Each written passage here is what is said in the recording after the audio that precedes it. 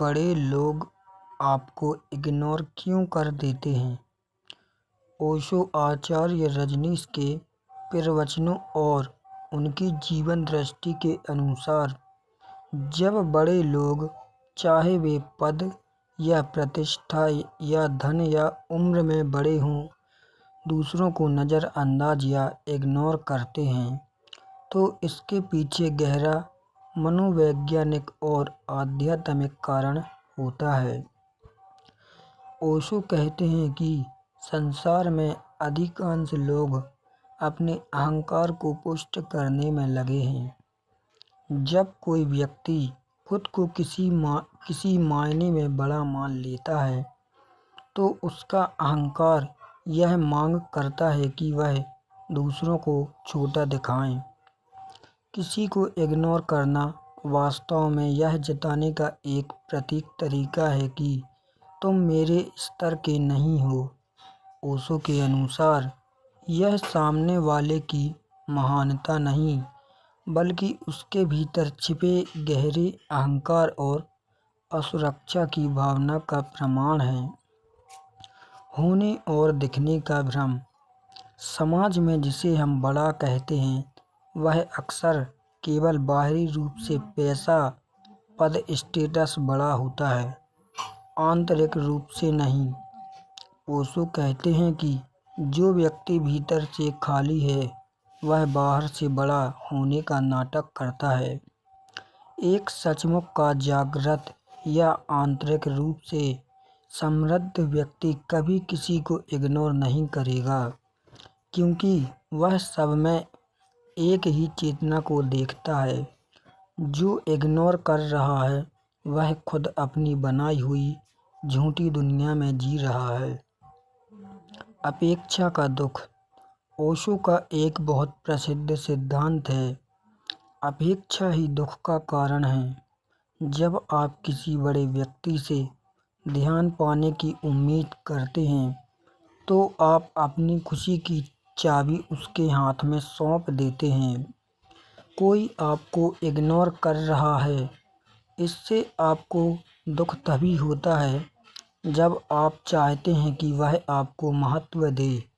ओशो कहते हैं कि दूसरों से सम्मान या ध्यान मांगने की इच्छा ही आपकी मानसिक गुलामी है।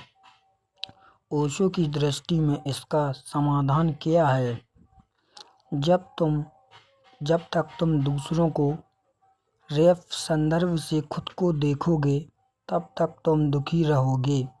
अपने केंद्र पर लौटो, स्वयं के प्रति जागो। कोई आपको इग्नोर कर रहा है, तो समस्या उसमें है, आप में नहीं। उसके इग्नोर करने से आपका मूल्य कम नहीं हो जाता। भीतर से बड़े बनो। ओशो बाहरी बड़प्पन को कचरा मानते हैं। उनका कहना था कि ध्यान के जरिए अपने भीतर उस शांति और आनंद को खोजो, जिसके बाद फर्क ही ना पड़े कि कोई आपको देख रहा है या नहीं। जब आप इस बात की परवाह करना छोड़ देते हैं कि कौन आपको भाव दे रहा है और कौन नहीं, तब आप सच्चे अर्थों में स्वतंत्र हो जाते हैं। अगर कोई बड़ा व्यक्ति आपको इग्नोर करता है, तो इसे स्वयं का अवमान ना समझें। इसे उस व्यक्ति की अज्ञानता और अहंकार का हिस्सा समझकर उसे छोड़ दें और अपना पूरा ध्यान अपनी आत्म उन्नति और आंतरिक शांति पर लगाएं। ओशो के विचारों के सागर में इस विषय को और गहराई से समझने के लिए हमें उनके कुछ और क्रांतिकारी सिद्धांतों को देखना होगा। जब आप इन 3 और मुख्य बिंदुओं को समझेंगे, तो आपका नज़रिया पूरी तरह बदल जाएगा। ओशो अक्सर कहते थे कि जो लोग खुद को बड़ा समझते हैं, वे वास्तव में एक खास तरह की भीड़ का हिस्सा हैं, पद, प्रतिष्ठा और पैसे की भीड़। ऐसे लोग केवल उन्हीं को देखते हैं जो उनसे ऊपर हैं, ताकि वे वहां तक पहुंच सकें, या जो उनके बराबर हैं। वे नीचे देखना ही नहीं चाहते, क्योंकि नीचे देखने से उन्हें अपनी असलियत या भूतकाल याद आता है। उनका आपको इग्नोर करना यह दिखाता है कि वे अपनी एक सीमित दुनिया में कैद हैं, जहां केवल फायदे और सौदेबाजी के रिश्ते होते हैं। आप स्वयं को छोटा क्यों मान रहे हैं? ओशो का सबसे तीखा प्रहार हमेशा पूछने वाले पर होता था। वे कहते थे कि समस्या यह नहीं है कि किसी ने आपको इग्नोर किया, समस्या यह है कि आपने उसे अपने से बड़ा क्यों माना। जब आप किसी को बड़ा मान लेते हैं, तो आप अनजाने में खुद को छोटा स्वीकार कर लेते हैं। ओशो के अनुसार अस्तित्व की नज़र में ना कोई बड़ा है, ना कोई छोटा। एक घास का तिनका और एक विशाल बरगद का पेड़ है, दोनों की अपनी जगह है। जिस दिन आप खुद को किसी से कम आंकना बंद कर देंगे, उस दिन किसी का इग्नोर करना आपको छुएगा भी नहीं। इग्नोर होना एक आशीर्वाद है। ओशो ने अकेलेपन और एकांत के बीच एक बहुत सुंदर अंतर बताया है। जब बड़े लोग आपको नज़रअंदाज करते हैं, तो वे अनजाने में आपको एक उपहार दे रहे होते हैं। ओशो कहते थे कि गनीमत मानो कि वे तुम्हें इग्नोर कर रहे हैं।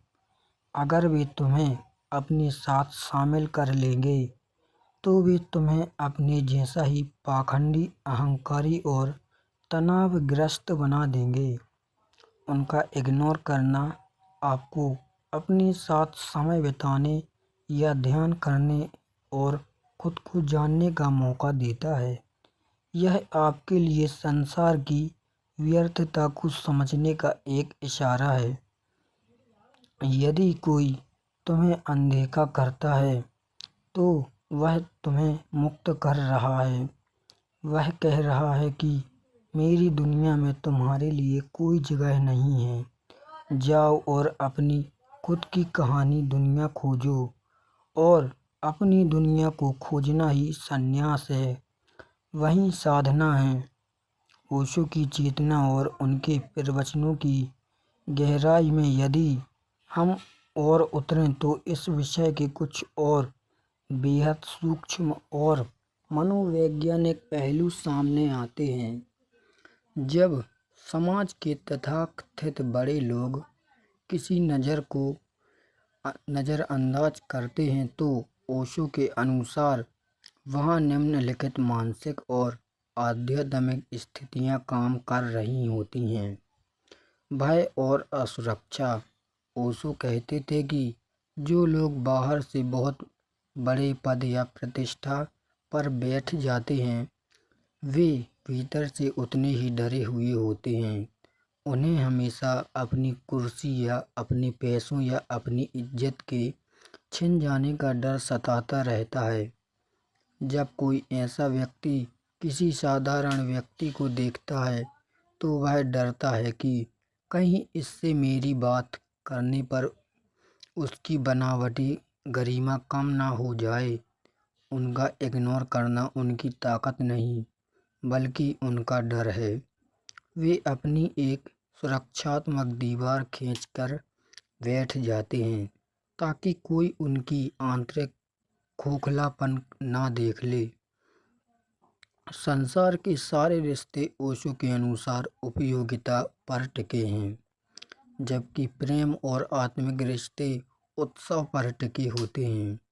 तथाकथित बड़े लोग हर व्यक्ति को एक वस्तु या साधन की तरह देखते हैं। वे सोचते हैं, इस व्यक्ति से मुझे क्या फ़ायदा मिल सकता है। यदि उन्हें लगता है कि आपसे उन्हें कोई राजनीति या आर्थिक या सामाजिक लाभ नहीं मिलने वाला, तो वे तुरंत अपनी ऊर्जा बचाते हैं और आपको इग्नोर कर देते हैं। ओशो कहते हैं कि यह उनका व्यावसायिक दृष्टिकोण है। इसमें आपकी आत्मा का कोई अपमान नहीं है। एक अन्य दृष्टिकोण से ओशो यह भी समझाते हैं कि संसार में हर व्यक्ति की मानसिक ऊर्जा सीमित है। जो व्यक्ति अपने किसी लक्ष्य या वासना या महत्वाकांक्षा या कला में अंधाधुंध डूबा हुआ है, उसके पास दूसरों को देखने की फुर्सत ही नहीं होती।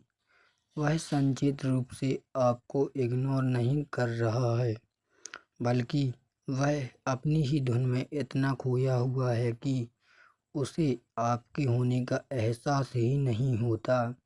इसे व्यक्तिगत रूप से लेना आपकी अपनी नासमझदारी है। ओशो के पूरे दर्शन का सार इस एक बात में छिपा है, तुम अनूठे हो। इस पूरी सृष्टि में तुम्हारे जैसा दूसरा कोई कभी नहीं हुआ और न कभी होगा।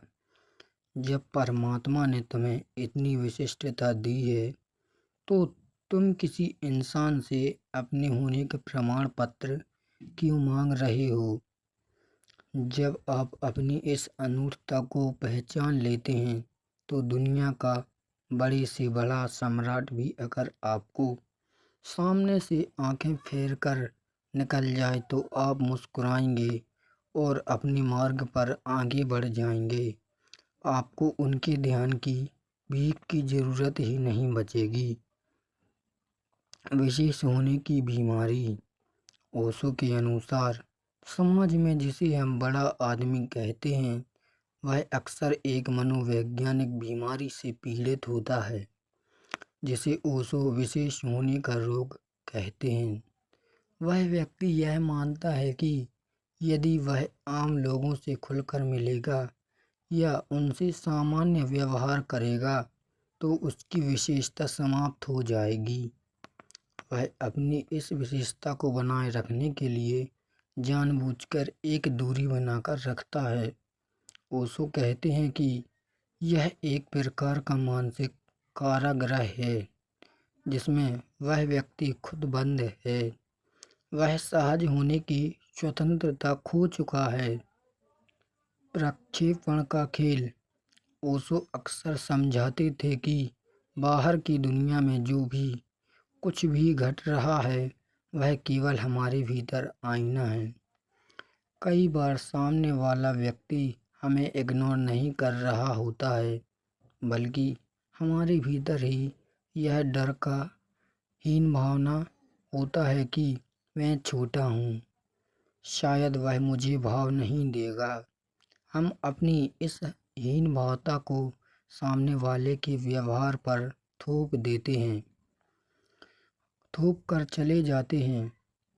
ओशो कहते हैं कि अपनी आंखें खोलो और देखो, क्या सचमुच उसने इग्नोर किया या तुम्हारी खुद की धारणा ने ऐसा मान लिया। ओशो ने इंसानी चेतना को दो श्रेणियों में बांटा है, एक जो हमेशा मांग रही है, भिखारी, और दूसरी जो अपने आप में पूर्ण है, सम्राट। जब आप किसी बड़े व्यक्ति के सामने जाते हैं और यह उम्मीद करते हैं कि वह आपको देखे, आपसे बात करे, तो ओशो की नज़र में आप एक भिखारी की तरह व्यवहार कर रहे हैं, जो ध्यान की भीख मांग रहा है, और सामने वाला भी अपनी अहंकार का भिखारी है। ओशो कहते हैं कि इस मांग को ही गिरा दो। जब तुम भीतर से इतने आनंदित हो जाओगे कि तुम्हें किसी की स्वीकृति की जरूरत नहीं रहेगी, तब तुम सच्चे सम्राट बन जाओगे। फिर कोई तुम्हें इग्नोर करे या ना करे, तुम्हारी शांति भंग नहीं हो सकती। यदि कोई तुम्हें अनदेखा करता है, तो उसे धन्यवाद दो, उसने तुम्हें संसार के एक और झूठे रिश्ते में उलझने से बचा लिया। उसने तुम्हें वापस तुम्हारी एकांतता सौंप दी, जहाँ परमात्मा निवास करता है।